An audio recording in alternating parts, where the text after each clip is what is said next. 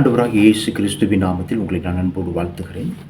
இன்றைக்கு அப்போஸ்தலர் நடபடிகளின் புஸ்தகம் 2வது அதிகாரத்தை நம்ம பார்த்து கொண்டு வருகிறோம்.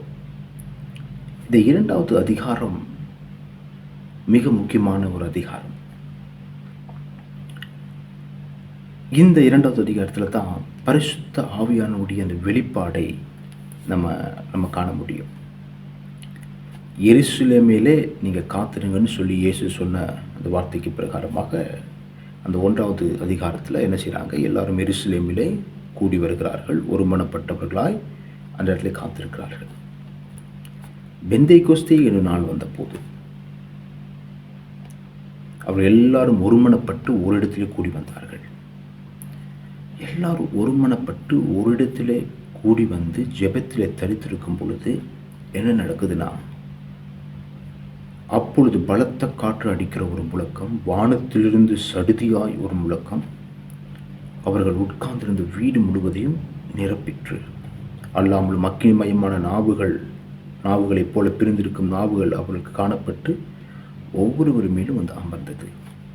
அவர் எல்லாரும் பரிசுத்த ஆவியானவரை நிரப்பப்பட்டு ஆவியானவர் தங்களுக்கு தந்திருந்த வரங்களின்படி பேசினார்கள். இதுதான் ஆவியானுடைய ஊற்றப்படுதல். பலத்த காற்று, வானத்திலிருந்து சடுதியாய் ஒரு முழக்கம், அக்கினிமயமான நாவுகள், வெவ்வேறு பாஷைகள், எல்லாரும் பரிசுத்த ஆவியானவராலே நிரப்பப்படுகிறார்கள். எல்லாரையும் நிரப்பினார். நிரப்பின உடனே எல்லாரும் என்ன செய்கிறாங்க? வெவ்வேறு பாஷைகளை அவர்கள் பேச தொடங்கினார்கள். அந்த நாளில் பல தேசத்திலிருந்து யூதர்கள் அந்த இடத்துக்கு கடந்து வருகிறார்கள். அவர்களுக்கு பிரமிக்கத்தக்க ஒரு ஆச்சரியம் உண்டானது. இவர்கள் கலிலேயர்கள் அல்லவா? இவர்கள் எப்படி நம்முடைய ஜென்ம பாஷைகளை பேசுகிறார்கள் என்கிற ஒரு ஆச்சரியத்தை கண்டு அவர்கள் பிரமித்தார்கள். ஒருவரை ஒருவர் கேட்டுக்கொள்கிறார்கள், பேசிக்கொள்கிறார்கள்.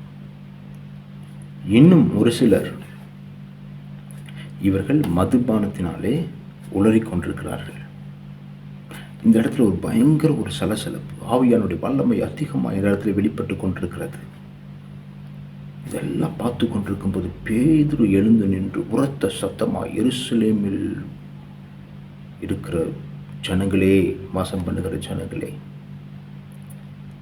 நான் சொல்லுகிற வார்த்தை கேளுங்கள்னு சொல்லி உரக்க சத்தமாய் அவர் பேசினார்.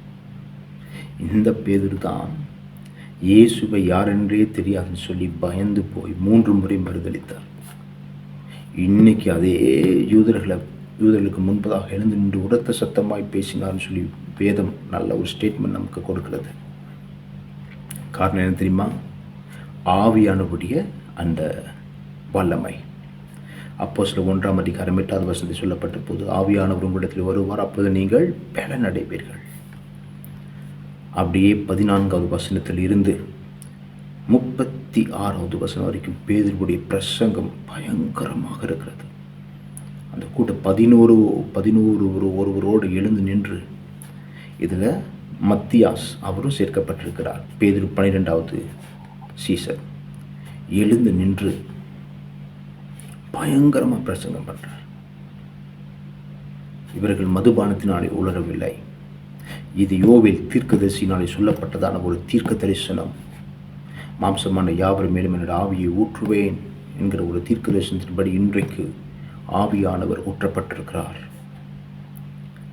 அதனால தான் இன்னைக்கு அந்த ஆவியானவர் கொடுத்த வரத்தின்படி இவர்கள் பாஷைகளை பேசுகிறார்கள் என்று சொல்லி பிரசங்கத்தை ஆரம்பிக்கிறார். அப்படியே பிரசங்கம் பண்ணி சுவிசேஷத்துக்குள்ளே வருகிறார். 2வது வருகையை குறித்து அப்படியே பேசுகிறார். நீங்கள் தான் ஜீவாதி பலி அபதி ஆகிய இயேசு கிறிஸ்துவை கொலை செய்தீர்கள். பகிரங்கமாக பேசுகிறார். மரித்த இயேசுவை அடக்கம் பண்ணினார்கள், அவரை ஆண்டவர் எழுப்பினார். சுவிசேஷம் என்ன? இயேசுவின் பிறப்பு, அவருடைய பாடுகள், மரணம், உயிர்த்தெழுதல், வருகை. அழகா இந்த பகுதியில் அதை வெளிப்படுத்தி அப்படியே பேசிட்டே வர்றார். தாவீதை இடையில சுட்டி காட்டி பேசுகிறார். ஏன்னா தாவீது இவர்களுக்கு மிகவும் முக்கியமானவர். தாவீது மரித்தார், இயேசுவும் மரித்தார். தாவீதுடைய கல்லறையும் இருக்கிறது, இயேசுவுடைய கல்லறையும் இருக்கிறது. தாவீதுடைய கல்லறை இன்றைக்கும் நம்முடைய நடுவிலே மூடப்பட்டதாக இருக்கிறது. இயேசுவுடைய கல்லறை இன்றைக்கும் திறக்கப்பட்டதாக இருக்கிறது. தாவீது மரித்தார், உயிரோடு எழும்பலையே. இயேசு மரித்தார், உயிரோடு எழும்பினார். ஸோ இந்த காரியத்தில் என்ன செய்ய முடியும்? எல்லாம் நம்ம பார்க்க முடியும். 36வது வசனம் வரைக்கும் பேதுருவுடைய பிரசங்கம்.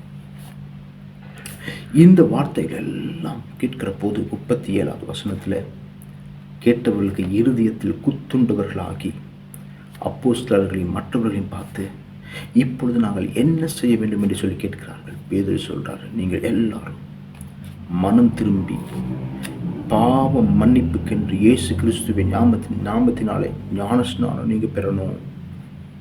அப்பொழுது நீங்கள் பரிசுத்த ஆவியானுடைய வல்லமை பெற்றுக்கொள்வீர்கள். பாருங்க, எவ்வளோ அழகா அந்த ஒரு கட்டமைப்பு. பிரசங்கம், சுவிசேஷத்தின் நிமித்தமாக மனம் திரும்புதல், ரட்சிப்பு, அந்த ரட்சிப்புக்கு உண்டான வழி என்ன செய்யணும், ரட்சிக்கப்பட்ட ஒரு மனிதன் என்ன செய்யணும், எவ்வளவு ஞானமாக இதெல்லாம் இதெல்லாம் முன்னாடி இல்லை. ஆனால் பரிசுத்த ஆவியானவருடைய அந்த வழி நடத்துதலுடைய செயல் எப்படியெல்லாம் ஒரு காரியத்தை உருவாக்குகிறது என்று சொல்லி நம்ம பார்க்க முடியும். அப்படியே வர்றாங்க எல்லாரும். என்ன செய்கிறாங்க? அன்றைக்கு அந்த நாளில் ரட்சிக்கப்பட்டவர்களுடைய தொகை, அன்றைய தினமே ரட்சிக்கப்பட்டவர்களுடைய ஒரு தொகை 3000 பேர் ரட்சிக்கப்பட்டிருக்கிறார்கள். 3000 பேர் ரட்சிக்கப்பட்டு பலமுள்ள ஒரு தேவ பிள்ளைகளாக அன்றைக்கு இருந்தார்கள். அவர்கள் அப்போஸ்தலர்களுடைய உபதேசத்திலும் அந்நியோன்யத்திலும் ஃபெலோஷிப்பிலும் அப்பம் பிக்குதலிலும் உறுதியாக அப்பம் பிக்குதல் ஞானஸ்நானம் என்ன பண்ணியிருக்கிறாங்க? அவர்கள் மனம் திரும்பி இயேசு கிறிஸ்துவின் நாமத்தினாலே ஞானஸ்நானம் எடுத்திருக்கிறாங்க. எடுத்தவர்கள் என்ன செய்கிறாங்க? இப்பொழுது அப்போஸ்தலர்களுடைய உபதேசம், அந்நியோன்யம், அப்பம் பிக்குதல், இதுதான் சபை இன்னைக்கு இருக்கிற நம்ம சபை. இன்னைக்கு அப்போஸ்தலர் உபதேசம் என்னது? இதுதான், ஜீசஸ், இயேசு. இன்னைக்கு சபையை என்ன செய்யணும்? இயேசுவை காட்டணும், சுவிசேஷத்தை பிரசங்கிக்கணும், அற்புதங்கள் அடையாளங்கள் இந்த இடத்துல நடக்கணும். 2ஆம் வருகைக்கு சபை ஆயத்தமுள்ள சபையாக இருக்கணும், பரிசுத்தமாக இருக்கணும். இதுதான் அப்போஸ்தலருடைய உபதேசம். அப்போஸ்தலர் உபதேசத்திலும் அந்நியோன்ய ஃபெலோஷிப், சர்ச்சில் ஒரு நல்ல ஒரு ஃபெலோஷிப் இருக்கணும், ஒருமனம் இருக்கணும், ஐக்கியம் இருக்கணும். அப்பம் பிக்குதல், நினைவு கூறுதல், தேவன் எனக்காய் மரித்தார், என்னுடைய பாவங்களை மன்னித்திருக்கிறார், இன்னைக்கு நான் அவருடைய பிள்ளை, உடன்படிக்கை நினைவு கூறுதல், அப்பம் பிக்குதல் உறுதியாய் தரித்திருந்தார்கள். அங்கே ஒரு தேவ பயம் உண்டானது. அதனால் என்ன செஞ்சாங்க? எல்லா விசுவாசிகளும் தங்களுடைய காணியாட்சிகள் எல்லாம் விற்று, ஆஸ்திகளை விற்று எல்லாரும் அதை பொதுவாக அனுபவித்தார்கள். அவர்கள் ஒருமனப்பட்டவர்களாய் தேவாலயத்திலும் வீடுகளிலும் என்ன செய்றாங்க? கபடமில்லா இருதயத்தோடு போஜனம் பண்ணி அனுதினமும் அந்த இடத்துல தரித்திருந்து தேவனை துதித்தார்கள். ஜனங்களிடத்தில் தயப்பட்டிருந்தார்கள். இன்னும் ஜனங்கள் ரட்சிக்கப்படுறாங்க. ரட்சிக்கப்படுகிறவர்களை கர்த்தர் அனுதினமும் சபையிலே சேர்த்து கொண்டு வந்தார்.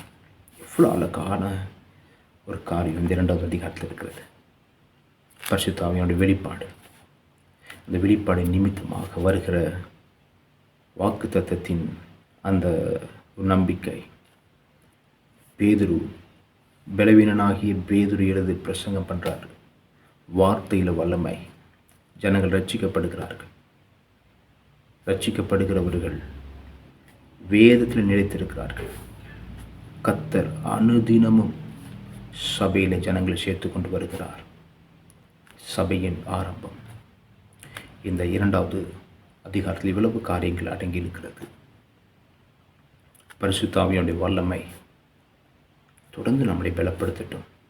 ஒவ்வொரு நாளும் ஒவ்வொரு காரியத்தை நம்ம அறிந்து கொள்ளப் போகிறோம். நாளைக்கு 3வது அதிகாரத்தை நம்ம கற்றுக்கொள்ளப் போகிறோம். கர்த்தர் உங்களை ஆசீர்வதிப்பாராக. May God bless you.